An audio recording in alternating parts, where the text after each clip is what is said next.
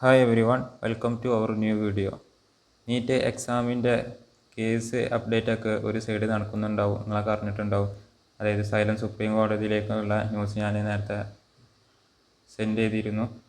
പിന്നെ ഇപ്പോൾ ഡോപ്പൻ്റെ ഭാഗത്തുനിന്ന് ഇപ്പോൾ ഒരു ഒഫീഷ്യലായി കണ്ട് അവരുടെ ചാനലിൽ ഇപ്പോൾ അറിയിച്ചിരിക്കണേ, അവർ ഇതുപോലെ കേസ് ആയാണ്ട് മുന്നോട്ട് പോവുകയാണ്. അതിൻ്റെ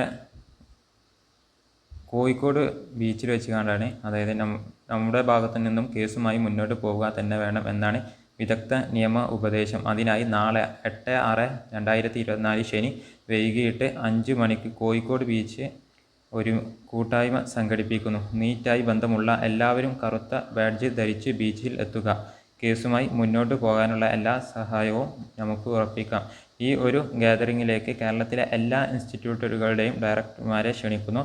നമ്മുടെ കുട്ടികൾക്ക് വേണ്ടി നമുക്ക് ഒത്തൊരുമിച്ച് നിൽക്കാം.